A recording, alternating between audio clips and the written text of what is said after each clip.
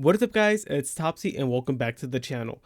So a few days ago, one of my subscribers ended up letting me know that apparently Team APS ended up doing a full-on interview with an ex-Konami employee that took a big role in the production and pretty much the rollout of speed duels in the TCG. And honestly, after hearing about that, I had to go and check out that whole podcast episode. And after reviewing it, I thought that it could be kind of fun and interesting to go ahead and talk to you guys about some of the interesting things that I found regarding that interview, and kind of just discuss that with you guys. I will say that if you guys are unfamiliar with Team APS and or their little podcast on their secondary channel, I believe it's called like Amplifier the Pot of Greed or something like that. I'll have a link to both their channels in the description below under the rare circumstance that you guys are unfamiliar with them and the content they do. They do a lot of great stuff and I highly recommend them. All right. With that being said, if you guys do end up enjoying today's video and would like to support me, then I would really appreciate if you can leave a like and subscribe to the channel. All right, with that being said, let's dive right in and check out that interview. All right, guys, so let's go ahead and do this. As I mentioned, I already watched this episode right now, and there's a few areas that I wanted to go ahead and stop and go ahead and talk to you guys about some of the interesting things that we pretty much learned because of Team APS's podcast episode. So let's go ahead and click play, and then we'll interject whenever there's something I want to go ahead and talk to you guys about. I feel like the best place to start with this would probably just be, I think, Speed Duel, because I feel like, at least for me, that was a format that I obviously really like. And also I know that you kind of had like a lead part in just designing and implementing a lot of it. And we followed Speed Duels from like its launch all the way until its untimely end. We've seen many. Yeah, as Alex said there, it really did have an untimely end. I feel like Speed Duels as a whole had so much to offer, like as a format for people that aren't truly into like the wild side of the current TCG. Like, don't get me wrong, I as a player still do enjoy some Master Duel here. Some I enjoy going to my locals to go ahead and play like full on current format TCG. But from time to time, it does get overwhelming, and that's something that I've noticed whenever I do play Yu-Gi-Oh, where sometimes playing modern format feels more of a chore just because of how much is going on. While in Speed Duels it's a bit more relaxed and you get to just have like a bit more fun with it. So as the guy said, it is really untimely and really unfortunate that Speed Duels had to end. Kind of seen how it evolved and changed, and we'd like to hear your thoughts on like how was it from the start, and how did like you and your team's thinking change as Speed Duels kind of ran its course? Yeah, so SpeedDuel is a product that will always be close to my heart. It was an inspiration for the layout for the game that I'm working on, which we'll talk about a little bit later. But SpeedDuels was a really interesting project because we had Yu-Gi-Oh! Duel Links come out, and it was a gigantic success for getting a lot of lapsed players and new players that hadn't actually experienced playing Yu-Gi-Oh! Before. Maybe they watched the anime or they read the manga and they hadn't played at that point, and Duel Links was really, really good for getting people to understand the basics of the game. Yeah, that's one of the things that I thought was great about Duel Links when it was first originally introduced, that it truly did kind of lay out the fundamentals of what Yu-Gi-Oh was. But now if you play Duel Links now, it's like its own mini version of the TCG, which is why I was so excited for Speed Duels, just because of the fact that with what we knew regarding Duel Links, and now with a brand new version of it in the TCG, we could more cater to what the format was supposed to be. A more condensed, simpler version of Yu-Gi-Oh! That is, for the most part, just player friendly for anyone of almost any skill level. And you can definitely, with the power of hindsight, truly cater the format to where it remains at a certain power level. Like, I understand that power creep is always going to be with every new set that gets introduced, but like you could truly just like decide how fast that power creep goes ahead and like topples onto the format. Which is funny to say now, given the fact that like Battle City Finals was absolutely insane with like the way that it affected power creep with the absolute power force that some of the cards were introduced in that box. So it is funny to think of it in hindsight now. But yeah, honestly, yeah, part of the reason why I was so excited about Speed Duels was for the very fact that it could be a great piece of onboarding for players of all types.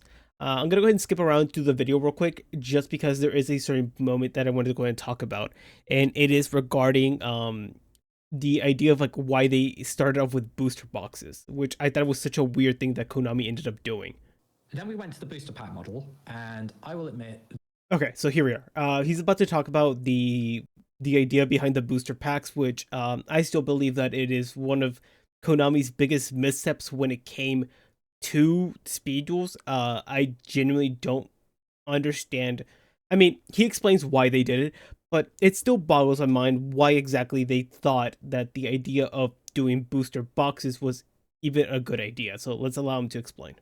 This was a bit of a disaster. Yeah, I was going to ask about that. I'm glad you mentioned it because I wasn't going to mention it because I didn't have the greatest opinion of it, but I'm glad you did. I mean, yeah, me and you, Alec. Like, I feel like most people that play speed duels don't like the booster boxes, but let's continue. so just to quickly like get out our little experience with it, and then you can probably fill us in on a lot that we might not have known, is just like when I first saw that SpeedDuel was doing booster packs, I was kind of interested because it's like, well, it's sort of a small scale booster pack, and you know, assuming that like cards kind of still have a rarity distribution, it might be sort of fun, and it's like the packs are cheaper. But I do remember pretty quickly realizing it's like, this is kind of a tough sell because like it's old cards, like very old cards kind of being resold to you. And for me, it was all 100%, and that was one of the biggest issues with booster packs. The fact that you had to pretty much rebuy the same old bulk that you probably already owned. And given the fact, I mean, speed duel cards are printed in, they're really high quality cards. Like the till this day, the secret rare of the speed duel card is my favorite rarity. It just looks so crisp, it looks so amazing, and I absolutely love them. Part of the reason why I bought so many of the speed duel boxes. But like booster packs is just such a bad sell, just because correct me if I'm wrong, guys, but like I believe that each booster pack for speed duels, like you weren't even guaranteed a rare, or maybe you were guaranteed a rare, but like it's just like it was just so bad because so many of those cards were terrible. But okay, let's continue. about that winged Karibo, sphere Karibo. I couldn't. Yeah, and that too. The fact that like any good card that you could potentially pull out of those booster packs was like a high rarity, like I believe it was like ultra rare and super rare, the two rarities that came into booster packs, and the fact that you had to like buy so many packs to even have a chance of getting them, and or in the secondary market, those cards would be kind of pricey for a card that you probably already had in a random shoebox where you keep your random bulk. So really, really frustrating. And it just kind of makes me wonder, like, why did they move off the starter decks into the booster boxes? Pull it, but I had like 1,000 in my collection, and it was making me angry. Yep. Yeah, that's completely fair. I understand that. So originally, the Battle City box set was how I wanted to do Speed Duel, but Okay, that's super interesting to me too. The fact that the original idea for speed duels was just having it be the booster boxes, not the booster box, the booster packs, but like the actual box set where you have like the each individual pre-built decks in them, and it makes me wonder how much more successful would a speed duels been if we had originally started out with those boxes. I feel like it could have definitely done wonders for it, just because the original Battle City box did so well, and it just, I don't know, man. I feel like that was one of the big downfalls for speed duels. The fact that people were really turned off from the booster packs, and I don't know. It makes me really wonder.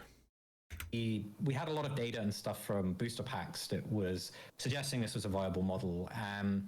It was trying to find ways for, first of all, that it was marketable and that it remained an entry-level product, which is why the controversial rule of you have to have speed duel stamps on your cards. That was twofold. Like, it was so that whenever a new player sat down and they looked at their opponent's card, they'd know it's speed duel legal without needing like a big sheet of all the legal cards, and it was easier for judges. I mean, okay, I get where he's coming from with that. The fact that having the speed duels, like little logo printed on your card. The thing is, like, some people absolutely hated that. The fact that it was printed on there. Personally, me, I didn't mind it too much. I'm like, it's whatever. It wasn't that big of a deal for me. But I don't know. For me, that still seems a little bit like a cop out. To have players forcibly have to buy the speed duel product. Again, I don't think it would have been that big of an issue having forcing players to play SpeedDuel legal cards in tournaments if Konami had from the start just done only the structure decks and or the booster boxes, or not the booster box. I keep on saying that, the full on boxes themselves instead of the booster packs. But I mean, but on the other hand, I also understand that yes, it is one of the easiest ways to know whether or not a card is SpeedDuel's legal by just being able to see that it has the little stamp on it. So I mean, I'm on and off with that. So let's continue. The other thing is there was like some business decision behind that where it's like, well, the secondary market, people are just going to go back to that and buy stuff for SpeedDuel. Oh, right. And another thing I wanted to go and touch up on regarding what he's talking about is the fact that, yeah, the fact that Yu-Gi-Oh is a business makes sense as to why exactly Konami thought, oh, yeah, let's go ahead and do booster packs for SpeedDuels. They sell so well for the regular TCG. Why can't we go ahead and replicate that for SpeedDuels? And again, we already mentioned that the fact that players had to go ahead and have an off chance of pulling the cards they wanted for cards they already probably owned already in their random bulk piles was not a good recipe for like success. And you would have thought that someone in Konami would have decided like, oh right, duh. But because of like the sheer data they had regarding the TCG, they figured it should work. But I don't know. It kind of just seems like such like consultancy brain, like where you just are just so infatuated with the data that you don't really put like any context clues as to would the player base actually enjoy this or not. But then again, it's still a business, so you know it is what it is. So yeah, that's the primary thing that I wanted to go and talk about regarding like the booster boxes, the packs and all that stuff. So let's go ahead and move on to another segment of the interview. Okay, so the next thing we want to go ahead and talk about regarding this interview is the issue that SpeedDuel had with maintaining its player base. So one of the big issues that SpeedDuel's had apparently, according to Matt, is the fact that SpeedDuels was supposed to be an onboarding process for players that were either unfamiliar with the current TCG format to get them to pretty much allow them to dip their toe into Yu-Gi-Oh, see if they liked it, and then move on from there. And apparently, SpeedDuels was extremely successful at this, so much so that they started losing their own player base that was moving on to the TCG. So let's go ahead and take a listen. So the idea was to onboard new players to the game. And once they learned the basics of Yu-Gi-Oh, they'd eventually go and buy some regular products, and maybe they start playing Advanced Constructed as well. And what we were finding actually with SpeedDuel is people were learning the game too quickly, and then the store owners who had all of this product, like the Megatins or other structure decks, are like, hey, do you want to buy all of this stuff? And people were like, yes, I understand Yu-Gi-Oh now, so I'm going to buy that. And then they stopped playing SpeedDuel. So it was almost like, would you say it was like, it was meant to be like an onboarding thing, but also its own format. But I guess the issue was that like people were just doing the onboarding and then that was kind of it. So yeah, I definitely can see what they're talking about here. The one thing I would say though is the fact that I feel like if Konami were to have been more on top of things regarding SpeedDuels as a whole, with being able to promote it better as a format. Keep in mind, I as a player wasn't fully aware of SpeedDuels until like the release of like the Duel Academy box. I remember back in the day when SpeedDuels was slowly being rolled out with the original like starter decks and everything. Like I had heard about it, and then like it was out in one ear, out the other, where it was like a passing thing that I didn't really think too much about. And I think that's one of the biggest downfalls that SpeedDuels had with Konami. The fact that it received very little publicity, like as a whole. And that makes more sense why they couldn't keep the player base as well. The fact that the format, the support that it was receiving was a bit sporadic. Granted, during the time when they were receiving like the starter decks and the booster packs, it was a bit more consistent. They were releasing product quite often, but again, we already mentioned how the booster packs was like a really bad idea. So I can understand why players weren't truly jiving with it and wanted to stick around for that part of SpeedDuels. But let's continue. Yeah, so that was the thing. Is I wanted it to be a viable, like, hey, we're just going to stick to playing SpeedDuels, or we're going to keep this as a support format, and then the other option where it's like people do transition into regular Yu-Gi-Oh with a good understanding of the fundamentals of the game. And we were very good at that part. And obviously, you can't blame store owners when they start saying, well, we've got all of these other Yu-Gi-Oh cards that I'm running a business. So if you get the game, maybe you should be buying this stuff. So people would transition. And then there was a lot more people playing Advanced Constructed than there was SpeedDuel. So it was this kind of natural progression. So it was successfully doing the thing that we wanted it to. But that also started essentially meaning the number of players in SpeedDuel was going down. You get people that would come in, then they would transition over to Advanced Constructed, and then the number would go down again for the actual players. So it was getting more and more difficult, and the boosters were not performing as well as we wanted to. And there was talk about sunsetting the project, actually, and it was like, okay, you get one more. Do you want to do it the way that you originally? Okay, before he gets into the to one of the most important things I wanted to talk about in this regarding this interview, I still do believe that if Konami were to have been a bit more on top of things, where the player base for Speed Duels felt a bit more catered to, where the format felt more alive, where it continuously get more support, got more like attention in tournaments and all that jazz, I feel like you could have definitely like developed its own little pocket format where people can definitely like enjoy a more tame version of Yu-Gi-Oh if they really wanted to. But I can definitely understand where it's coming from, where the player base that's learning how to play Yu-Gi-Oh via Speed Duels, where they're like, they get interested, like, oh, what's regular TCG look like? And then while they're at their locals, they buy a new product, they see cool new archetypes, and they start like going down the rabbit hole. But I don't know. Give me your thoughts. Do you guys think that if Konami were to have been more on top, where they paid more attention to Speed Duels and respected it and acknowledged it more as its own dedicated format instead of just like a cash grab, would it have been more successful? Because I personally think it would have been. I do think that there is the market for this type of format, but I don't know. That's just me.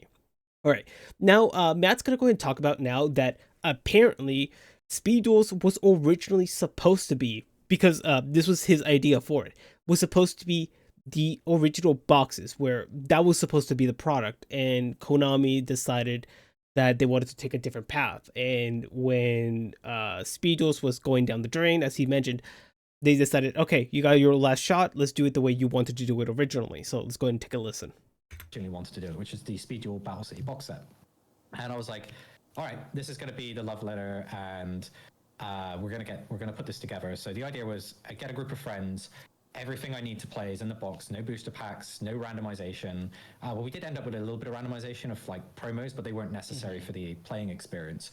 And I will say this: I think that was such a genius part of the boxes themselves. The fact that each box came with its promo secret rares, and I think that that is such a phenomenal way of doing things. Because if I'm not mistaken, I believe that's how the OCG does it with their structure decks, where you have like a separate little pack with promo different rarities for some of the cards in the structure deck. And I think that's such a cool way of doing that, because you still have give the incentive for players to like buy multiple of a certain product for the off chance of gaining those secret rares. But for the players that don't, they're able to just to buy the said product and get the guaranteed pools to be able to play the product itself. I don't know. I think that's just a well-developed way. And again, as I mentioned, such a great rarity with those secret rares for Speed Duels. So good. And basically, I poured my heart and soul into like recreating Battle City and trying to find ways to make all of those really awesome monsters viable. Things like Serpent Knight Dragon. Actually making that a viable card was fun, because it's like, basically, I have this cool card in my collection I never did anything with, and now it's doing something. So the Battle City box set actually came out after I left Konami, interestingly. So I never got to see like the sales numbers for it, but I can kind of interpret that it went really, really well when they reprinted it and then continued the box set model over a couple of years. But I think that's when we really nailed it, was with that. Yeah, I was gonna. Yeah, and again, like the idea of the box set is just so good. The fact that you have all these guaranteed decks that you're able to just to gather some friends and just do like a little tournament or just have a game night with. It's such a phenomenal piece of product that I am upset to see didn't really last all that long in Speed's short like lifespan, and really wish Konami would have just continued with it. Okay, so last thing that I wanted to go ahead and talk about regarding this interview was the idea of speed duels, why it actually ended, and what the potential is for it coming back. I believe it's around here. So I know Speed Duel was, last year they kind of made the announcement that they were sunsetting Speed Duel, so to speak. They sort of left the door vaguely open, like, Okay, and yeah, I know that a lot of people have the copium that they think that Speedo's gonna return. But I don't know, man. Personally, for me, I'm a little more pessimistic on this idea. I think the Konami likes the idea of having it still have like the potential of it coming back, but I don't know. I just don't think that they're planning on bringing it back. At least not anytime soon. I would love if they would return with speed duels. Just because, as if you guys are familiar with my channel at all, I've done a lot with speed duels personally, where I personally think that there was so much ground that they could have still covered with the DM era alone, and without even having to dip your toe into like any other era of Yu-Gi-Oh's history. And the idea that they gave us that they were afraid of retreading cards that they've already given us kind of just seemed like BS to me. And let's continue. maybe it could come back. I know, like, you're not at Konami anymore, so I'm sure you obviously don't have like a direct line of insight into it. But do you think it was just sort of a like, well, we've done all the box sets we want to do, so that's just kind of the end of it, or do you think it was maybe like it's not landing with people, or like just any thoughts on that? Yeah, so what was probably happening is in order to not retread ground that's already been done, you'd have to go into 5D's era. And that's the thing. I don't think that's the case. As I mentioned, there was still so much more you could have done with speed duels that you didn't even have to reach the 5D's era. Um like for example, we had only treaded through the arc of Battle City for the DM era. We did some stuff for GX. It was like so sporadic, but like with the DM era alone, you could have revisited Duelist Kingdom. Granted, they kind of did with their old structure decks and or booster back boxes, kind of, but they could have easily just gone ahead and done a Duelist Kingdom set where they introduced some new support, reprint cards that were harder to pick up for players, and just done that. I feel like people would have eaten that up easily. I would have. And one of the main selling points could have been just the secret rares you've gotten. But besides the Duelist Kingdom that I mentioned, there was the Virtual World arc, and the fact that they teased that arc with the release of Battle City Finals. And I personally felt myself thinking that, man, I wish they would have just made this a box in itself, because Noah's deck could have been really fun to explore. Duke Devlin would have been a great character to get more support for, and there's just plenty more you could have done with that. Done the deck masters as skills, like there's so much you could do with that. But there's also arcs that are filler, like Waking the Dragons, which is a project that I'm working on personally right now. Besides that, there's also the Grand Champions arc. There's like the final duel arc with Atem and Yugi. Like the fact is, those arcs alone are viable things you could have done speed duel boxes for, but Konami decided, nah, I'm good. I don't know. I feel like it's more lazy than anything else, not being able to be creative and do something around them, because I personally think it's fairly easy. And let's continue. And there probably wasn't the same appetite as something like Classic. You notice that there's a lot of Classic products because the Classic version of Yu-Gi-Oh is insanely successful. Timeless. Yeah, it's timeless. You put Yugi's face on it, and it immediately attracts attention. Yeah. Or Seto Kaiba, or any of these kinds of things. GX has that a little bit with some of its stuff, but nowhere near the level of classic Yu-Gi-Oh! And then it starts to degrade more and more as you go across the different generations. And that's not to say they were bad shows or anything. It's just like the way that people remember and how nostalgia comes into it.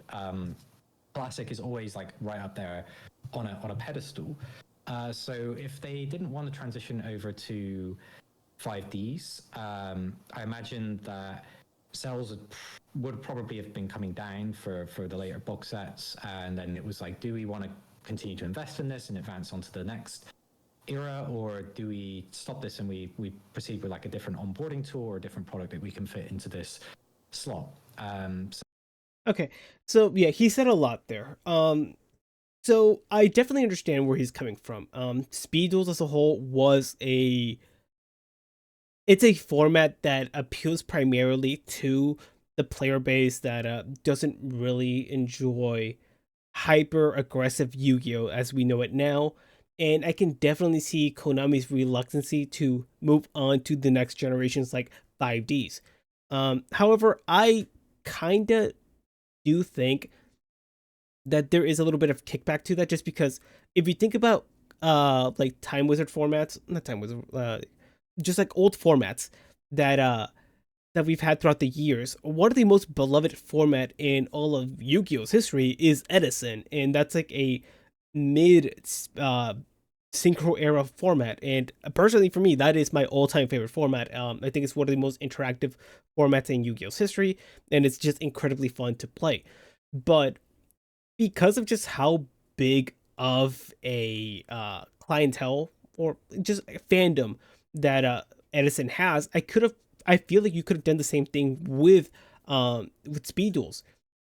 And especially the way if you went ahead and were like thoughtful in the way that you've released certain cards for that form of era. And this is a different video that I want to go ahead and talk about later on. And it is what the optimal point would have been for like Speed Duels to end, or if synchros would have even been a good idea for Speed Duels. And I feel like that's like a really it's a really contentious topic, just because I feel like a lot of people have very opinionated like thoughts regarding whether or not synchros even belong in Speed Duels. And I'm really interested in having that conversation with you guys. But yeah, I don't know. I still am of the opinion that Speed Duels could have continued going on even without ever treading a single foot onto 5Ds. But yeah, if you guys want to go ahead and watch the full interview, I'll have the link to both the channels and this interview specifically in the description below, so you guys can check it out on your own. As I said, really worth the watch, really interesting, really thought-provoking. And yeah, Team APS is doing great work with the stuff they're doing on their channel. But yeah, guys, so yeah, give me your thoughts in the comment section below. Do you agree with some of my takes? What are your thoughts regarding the aforementioned end of Speed Duels? Do you think that Speed Duels could have continued going on? Did it have the audience for it still available to them? Or do you think this is more like on Konami not doing good enough of a job maintaining Speed Duels and keeping players like entertained with it? I have a lot of thoughts regarding all this, and I'd love to hear your guys' thoughts regarding it as well. But yeah, guys, with that being said, I've been Topsy. If you did enjoy today's video, I would really appreciate if you could leave a like and subscribe to the channel. And as usual, guys, have a wonderful rest of your day, and I'll catch you for the next one. Bye.